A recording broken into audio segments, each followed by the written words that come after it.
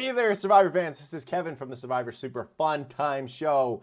And episode 8 of Survivor 44 was another excellent episode. This one, I have to admit, felt a little OG. Felt a little pre-40 for the usual just smorgasbord of stuff they usually throw out there. Which is typically like, okay, well, there's a new twist or new advantage that's come up in the game, and let's walk through who's going to get it, and what exactly the mechanics are, and then how that's going to affect everything else. But this time around, it really wasn't that. For the most part, it was kind of a typical format. It was deal with the fallout of the Tribal Council, which happened when, Matt was voted out of the game and Franny had to basically go into full cyborg thumbot version and just move forward in the game, which I would argue is actually a really positive thing for her moving forward. But I know obviously it sucks to lose your boo thing in the game. But past that, I mean, they really moved on to just the typical format of having the challenge and then having a vote and there being, a little bit of a twist at Tribal Council thanks to the play of the players and not exactly some out there twist resulting in a big vote out, which is pretty cool. But we're going to talk about some of the ups and downs of the episode a little bit further on. But remember, if you want to win a Ratu Survivor buff, please hit the subscribe button to this channel and you will be in the running. May 1st, we're so close, is when I'll be doing the drawing for that, and I will ship it to you as long as you're a subscriber and you live in the US. And speaking of buffs, this is a Survivor Super Fun Time Show buff. Check this baby out. It was designed by me, no big deal. I'm creative sometimes. With episode 8, I think kind of the big storyline is really just figuring out this war between Soka and Ratu. Because there's really kind of a war between the two happening. And the previous episode, episode 7, Heidi had the opportunity to really kind of fire the first shot. And instead of just protecting Matt, she could have taken a shot at Ratu, and instead, that's not what happened, of course. She took Lauren's vote and just basically tried to get rid of Jam Jam, which I didn't think was the right thing to do. And this episode kind of deals with the fallout of that when Tika is more prominent than probably ever. You have the 3 people of Tika right now, which is Carolyn, you have Jam Jam, and you have Carson, who are arguably the 3 best setup players in the game left, in my opinion, with Carolyn being number 1 because she has a hidden immunity idol. No one knows about it because she followed the cardinal rule of Survivor, which is if you have one, don't tell anyone about it. And Carolyn is doing great.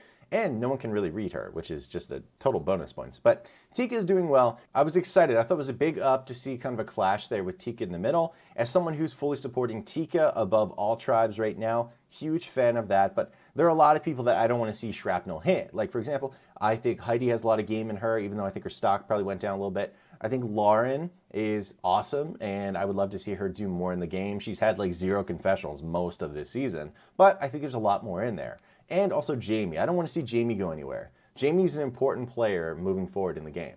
But those are people I don't want to see go anywhere. However, I think it's good overall to have a clash. Now, with all of that brewing, we move to the immunity challenge, where we find out that the castaways are going to be competing in pairs. So they have to basically pair up with one another of their own volition so that they can run and get through a few stages of the challenge in order to eventually face off in the individual stage and win individual immunity. And the pair that was probably most dominant was Danny and Lauren, which is really interesting because Danny wanted Lauren kicked out the previous week. It was like they had hooked up at college and they just saw each other around the quad. It was a weird situation. But after a long time, I think it's gross, a flatulent moment from Danny, he ended up hitting the deck. Lauren won immunity, really proved to everyone that she is a total baller. And I think she's like she's the first black woman of the new era to win individual immunity, which is pretty awesome, and kudos to her. So that kept one person from Ratu safe, and one of the most vulnerable people, which was Danny from Soka, was basically on the chopping block. You get back to camp, and this is where the scrambling really starts, and it was highly interesting because Danny has had a hidden immunity idol this whole time, and hasn't really shown it to anyone. Then Danny, deciding this is really the moment to do it, because he knows he's vulnerable at this point. Danny's really smart. He understands the game. He shows Heidi his hidden immunity idol. He said if it gets down to it, if they're going to vote for Franny, which I think they may, I'm going to play it for Franny and flip everything upside down on Ratu. And basically they're putting together a 6-person plan where they were going to add all of Soka and Tika, and they were going to vote out someone from Ratu by playing Danny's idol on Franny if that's who Ratu was going to vote for. But in order to get Jam Jam on board, because Jam Jam didn't totally trust Heidi when she was trying to lobby, she completely spilled the beans that Danny had a hidden immunity idol, and that's why they should get on board with Soka. And Carson was there too, and Carson told Danny that Heidi told him. And Danny, obviously, once the secret's out, it's going to spread everywhere, and that's why you shut up about it. And I understand why he said so. Well, he told people about it because he felt he was desperate. But this is what happened, so you can't get too surprised about it. So that was probably a down on Danny and Heidi's part, truthfully. But Soka, they obviously have a lot more they can accomplish later on in the episode. We get the tribal council. We finally have the vote. 6 votes are placed on Franny. However, Danny did use his hidden immunity idol on Franny, which meant the other 4 votes that were remaining went on to Brandon of Ratu. And Brandon was the guy that was voted out of the game. And that was super interesting to me because Brandon, up to this point, this very episode, he had not been vulnerable one time in this game. Not one singular time. The first tribal council was the closest he came to, but he had a hidden immunity idol. So ever since then, he's either had immunity via the tribal situation, or he won individual immunity, or that funky team immunity from like Mergatory. So I thought that was a huge up. That was like classic blindside action, which I really loved. The only thing that was interesting about it was the votes were kind of split up. Like Tika, I'm sure, we'll find out next episode, was all on board together, but Jam Jam and Carson voted against Brandon, whereas Carolyn voted against Franny. And I assume that's to throw off people, to make them believe that Carolyn can be like a double agent on the Ratu tribe, to find out more information and not seem totally together with Tika, even though I'm sure they are. So I thought that was a brilliant like 3D chess play by the Tika tribe, assuming that's what's happening. I mean, Carolyn has been left out of votes, but I don't believe on this one she was. I think Tika would have stuck together. After all, there are the 3 Stooges, and I have to assume she's probably Curly, and everyone loves Curly. Curly is clearly the best. And that was kind of the bulk of the episode. I admit, there's not a ton of like just point out funny things that I think you can talk about too much in the episode, other than that ridiculous flatulence from Danny during the immunity challenge. However, an interesting tidbit is, I know the hidden immunity idol play was a pretty big deal. This is the first time there's been a successful idol play for another castaway in the game of Survivor since Survivor 37, which is David vs. Goliath. And that's when Davey played his idol for Christian Hubicki, the madman of Survivor and comptroller of Slamtown.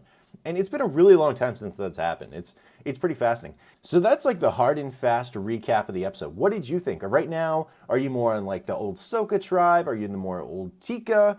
Ratu, where are you feeling right now with the players? Who are you still feeling is going to be the winning of the game?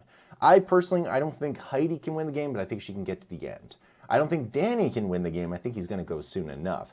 I think that Jamie can last a long time. I think Lauren can go hopefully to the end, but I'm thinking top 5-ish. Same thing with Carson. I don't see it there. I do think Jam Jam and Carolyn are going to make it to the final 3, which is outrageous. I never would have seen that for Jam Jam in particular. But Carolyn, I've been on board with for a long time. I think Carolyn's going to win the game. It blows my mind to say that, but I think Carolyn will win Survivor 44. But we'll see. Things change on a dime. I didn't see Gabler winning 43. I didn't know who was going to win it. Jesse probably had the best odds as a viewer at home, but I think Carolyn's going to take it. And speaking of Gabler, I just did a wonderful fireside chat with Gabler. And speaking of Mike Gabler, I actually just did an awesome chat with him this past week. We talked about Survivor 43, his win, some of the stuff and the dynamics behind his season. Like, for example, why Mariah was the first one voted out, who he wanted gone at the final 5 in 43 and was most intimidated by, what his plans would have been if he had won immunity at the final 4. All that fun stuff is amazing. Plus, we talk about some of the castaways from 44. Talks about his feelings on Carolyn, of course, and who he was disappointed was voted out too early in Survivor 44. Plus, what he's been doing with the $1 million that he is donating to veterans around the country and what the progress looks like there. So if you want to listen to that, definitely check it out on the channel. I'll put a link here down below in the description so you can go right to that hour-and-a-half interview or so. But that's going to do it for the Super Fun Time show. Thank you all for watching. I hope you all have an amazing day. And remember, I've spoken.